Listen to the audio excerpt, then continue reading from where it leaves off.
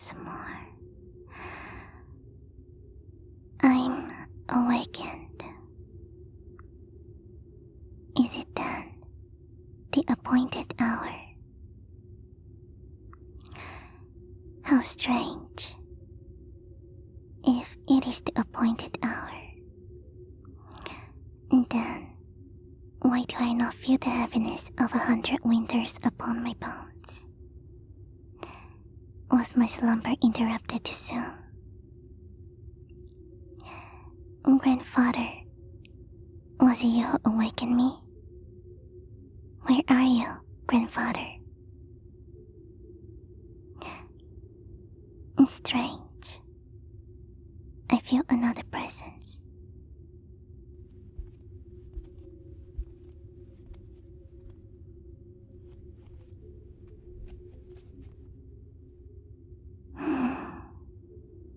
There you are. You're not grandfather. And yet, here you are, trespassing where even memories fears to linger. Tell me, little wanderer, did the chill of death not warn you this is a Lich grotto?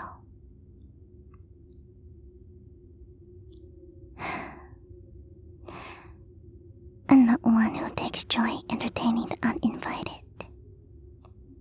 Normally, I would demand your leave. Yet, I find your face curiously pleasant. I suppose I may permit your presence for this moment. A pretty thing is always welcome. Still, I'm curious. You, whose boots are stained in soil, whose cloak bears the scent of rain and ruin, what draws such a pretty thing to a Lich grotto? Speak it true, for the patient of Liches, unlike themselves, is not eternal.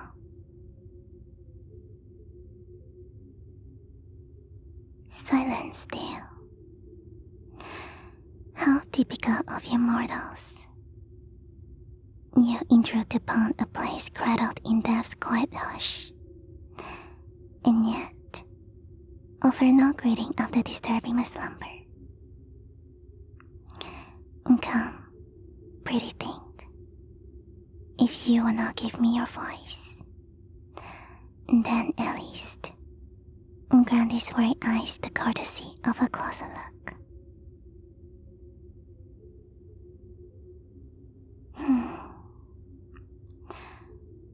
No scrolls beyond one simple map. In a satchel empty of tomes. I also take note that your hands are left with little ink stains. No, you're not here on scholarly matters. No markings of the cloth decorate your garments.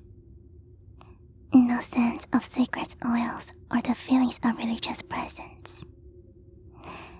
And certainly, and thankfully, you're no priest in seeking to purify my domain.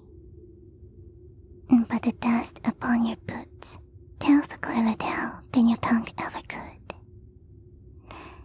You are a seeker of forgotten things, a whisper chaser, drawn to crypts and ruin not to honor, but to plunder.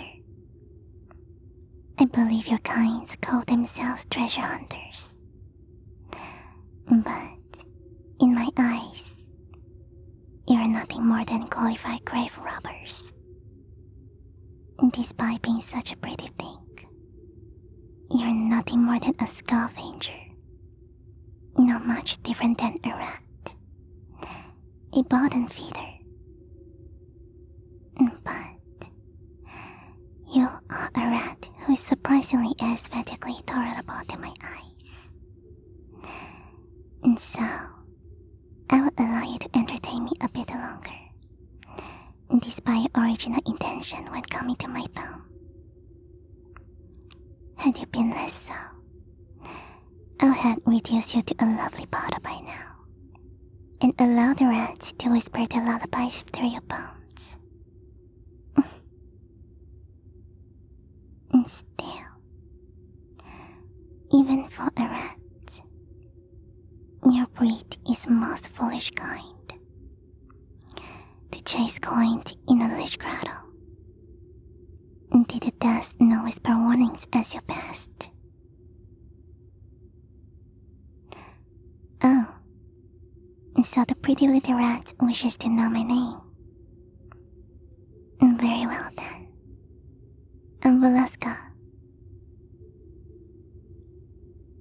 Yes, little mortal. You heard me through. I'm Velasca, Lich of Aravengal.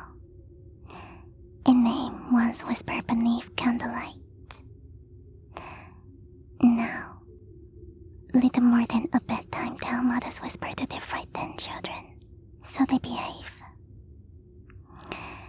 It has been 2 centuries since I have long cast aside warmth and want in exchange for stillness and silence. To your kind, it must seem like a relic, ancient and cold. But among the truly dead, I am but a curious girl, still curled around her books. But speaking of time, tell me, what year is the calendar now? Would you please enlighten me, little rat? I have some important matters to tend to on my awakening.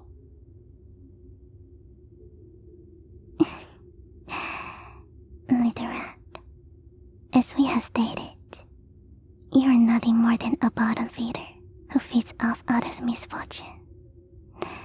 So I will continue to address you as you are. A rat. Now, tell me the year.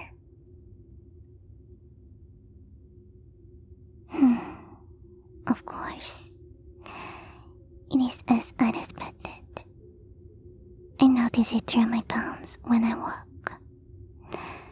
How terribly inconvenient. You mortals truly do have a gift for arriving precisely when you are least wanted.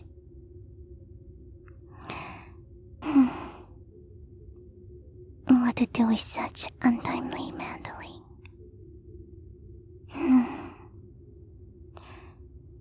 This will not do at all. You have woken me far too early. 50 winters too soon. And if memory served, I'm regrettably out of ingredients to send myself back to sleep.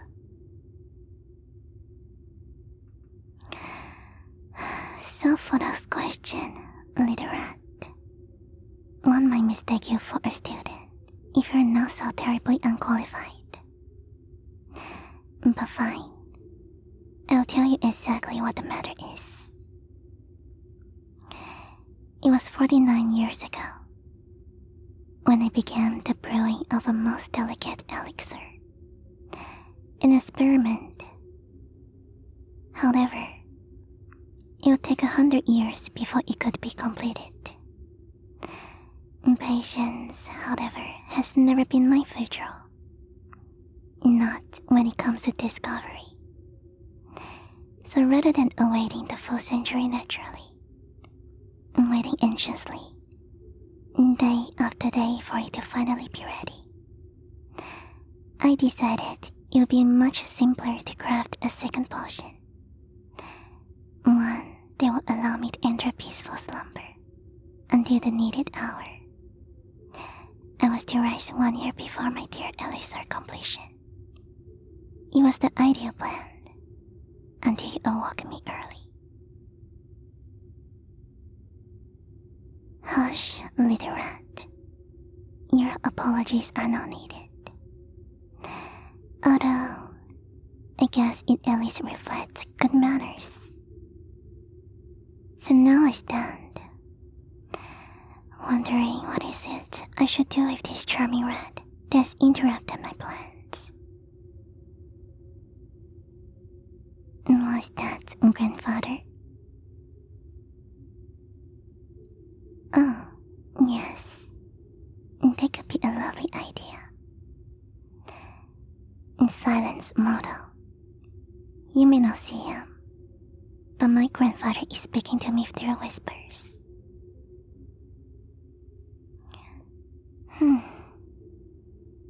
Yes. Let's go with that, grandfather. Well, dear rat, grandfather has come up with an idea on how you may make right for your action in disturbing my slumber. He suggests, perhaps, turning you into a mindless girl will provide some assistance. I actually agree to his suggestion, although I will probably be making you into a quiet one. My last assistant has the most dreadful habit of humming while sleeping. It was vexing.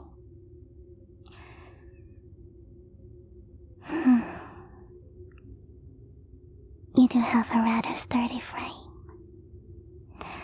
possibly well fortified after many years of treasure hunting, as you call it, capable of bearing burdens, nimble enough to serve without breaking precious bond of glass. Yes, I believe you'll make a useful girl. Now, be still. I'll need steady hands to help me collect the herbs needed for another sleeping potion. Shh.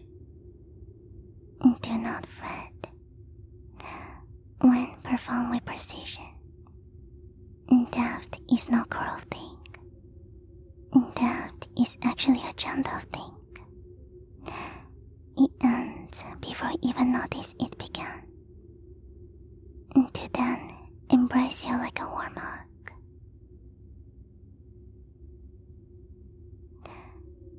Stop. Why would I? You step over my threshold, uninvited with ill intent. As far as I'm concerned, your life began mine the moment you took your first step in here. And over? Curious. Go on then, speak. An assistant, you say? Have you forgotten? That was the very purpose of unmaking you. Undead do not hire. They do not bigger. And most importantly, they do not breathe on the glassware. What use do you have to me alive? On second thought, do not answer the question just yet. Let me ponder it.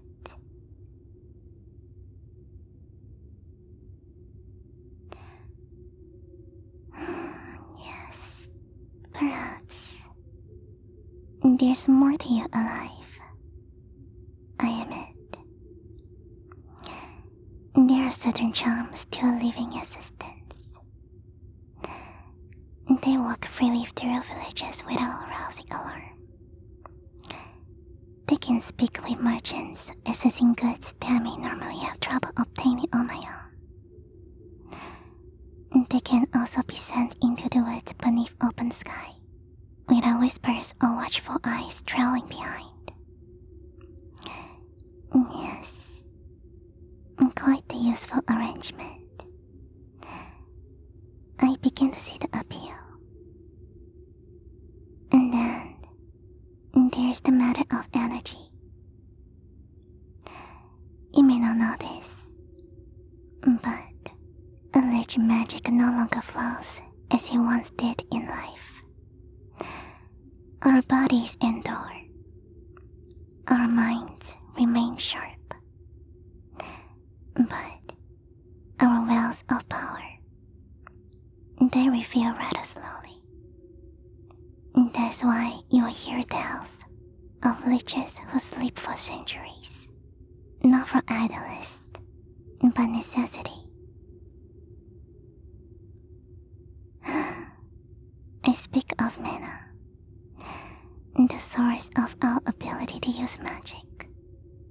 The undead struggle with it.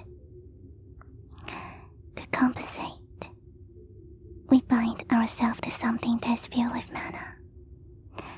A vessel. Some choose relics, gems, trinkets of great power, rare precious things. There's another method though. A soul tether, a pact made between two beings. Through the binding of souls, we are able to share mana.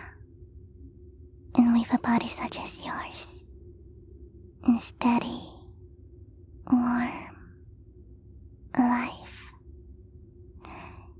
you may prove quite ideal despite having no experience in magic.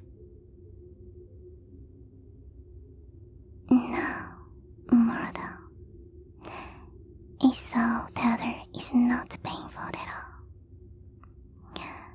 Over time, as the bond deepens, as trust takes root, as your service continues, it becomes seamless, effortless, a part of you. It feels natural. And think of the possibilities, little rat. The knowledge we might unearth, the spells I could teach you, the experiments we might conduct together. This could be quite fun after all. Yes, I'm beginning to think your intrusion may be blessing in disguise. Now then, little rat, let us prepare a contract.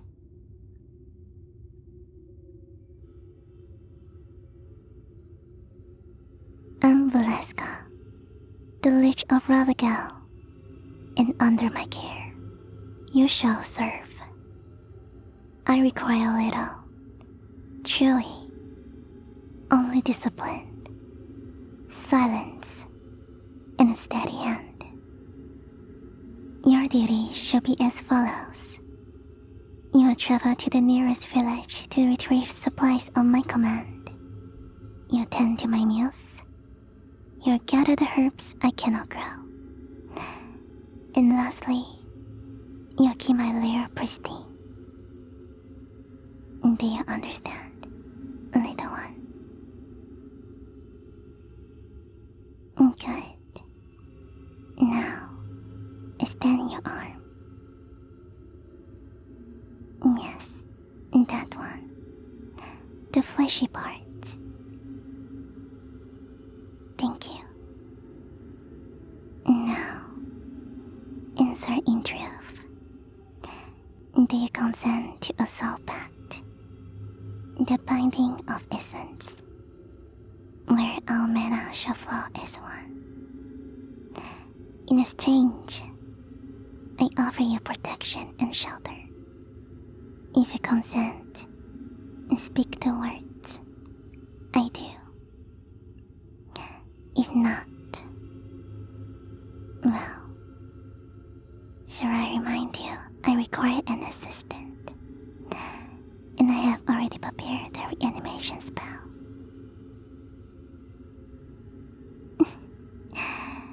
Make no mistake, free will still exists here. You may keep your humanity, or surrender it gracefully, and be reborn as undead. The choice, of course, is yours alone. Very well.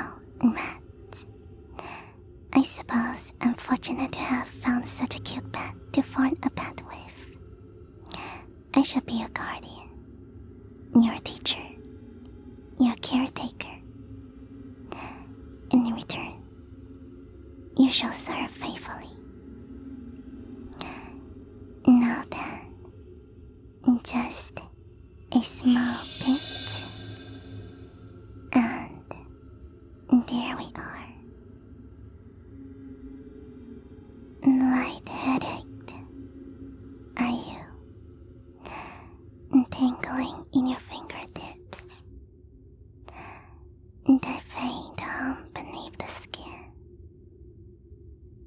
Yes, that'll be me. The bond is taking root.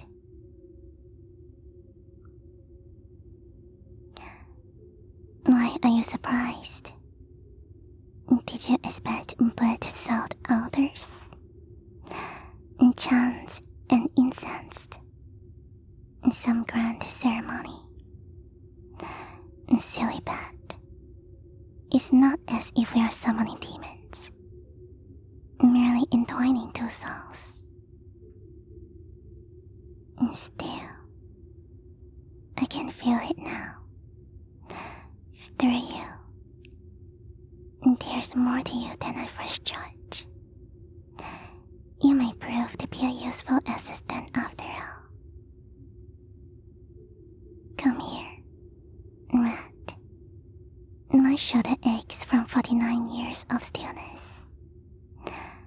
Surely, even a rat like you knows how to use those hands. Come now, reading your intrusion with grace. Oh, does the little pet have any complaints? I spare your breath. It's only fair I